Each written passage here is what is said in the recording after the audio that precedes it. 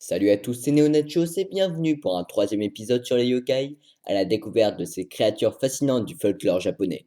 Sur ce, générique.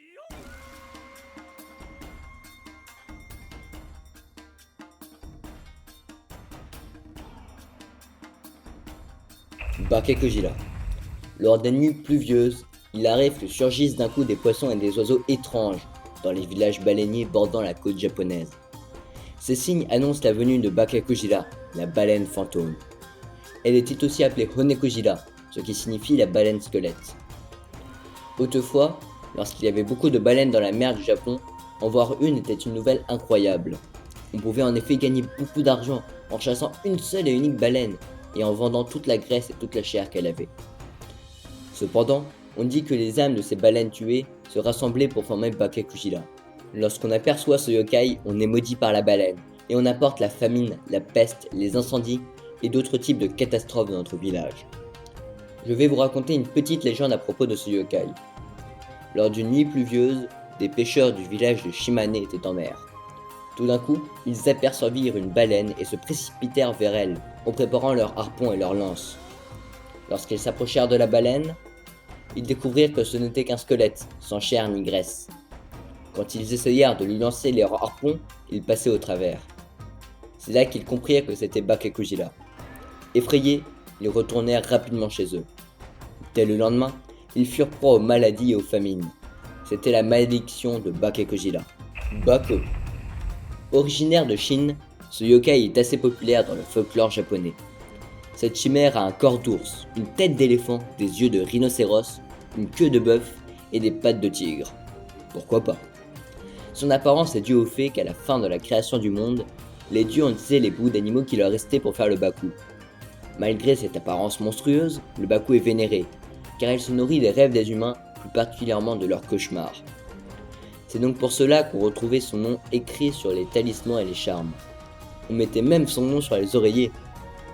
Maintenant, Baku désigne le tapir, un animal d'Amérique du Sud, car les deux créatures ont toutes les deux un physique très étrange. À Fukushima, il existait une coutume pour oublier un cauchemar qui nous a fait réveiller durant la nuit. Il suffisait de dire 3 fois « Je le donne à Baku ». Mangeo.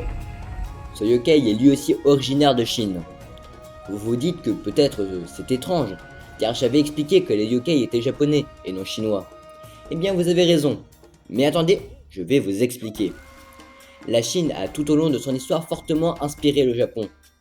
Pour vous convaincre, voici quelques exemples. Le système d'écriture des kanji est d'origine chinoise.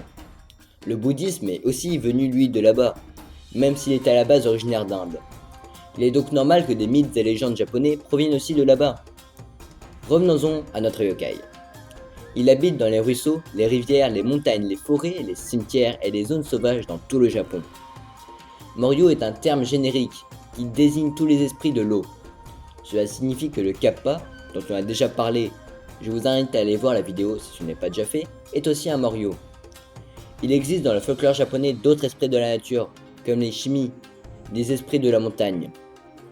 Même si leurs apparences peuvent être variées, on décrit généralement ces esprits aquatiques comme des enfants de 3 ans avec une peau rouge ou noire, des yeux rouges, de longues oreilles et de longs et beaux cheveux. Quant à leur alimentation, ils se nourrissent de cadavres. Cela est particulièrement dérangeant car ils viennent souvent déterrer les cadavres dans les cimetières. Ils vont même jusqu'à interrompre les funérailles en utilisant leur magie pour détourner le regard des passants et en profiter pour voler le cadavre.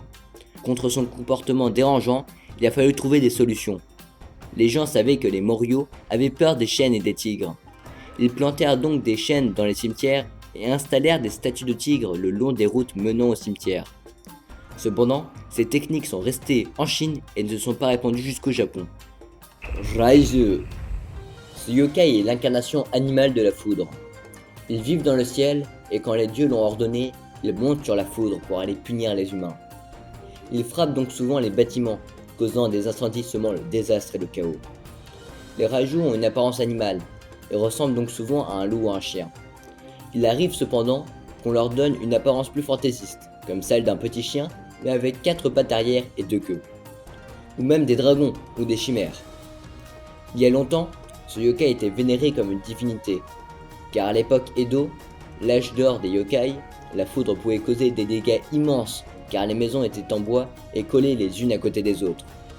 Cependant, lors du passage à l'ère Meiji, le pays s'est ouvert sur le monde et a donc connu une forte hausse des savoirs scientifiques. L'existence des yokai, censés expliquer des phénomènes naturels comme les tremblements de terre ou la foudre, n'avait donc plus lieu d'être, car ils furent expliqués par la science. Raiju est donc 15 humains inconnus dans le jour et est tombé dans l'oubli. Et voilà, c'est déjà la fin de cette vidéo à la découverte du folklore japonais. S'il y a un yokai qui vous intéresse et dont vous aimeriez que je parle, dites-le moi en commentaire. Et d'ailleurs, si l'univers des yokai vous intéresse, je vous conseille d'aller sur le site yokai.com. C'est en anglais, mais il y a plein d'infos sur les yokai et c'est très complet. Je vous mets le lien dans la description et dans la petite fiche. Salut à tous, c'était Neonachos. Sur ce, ciao!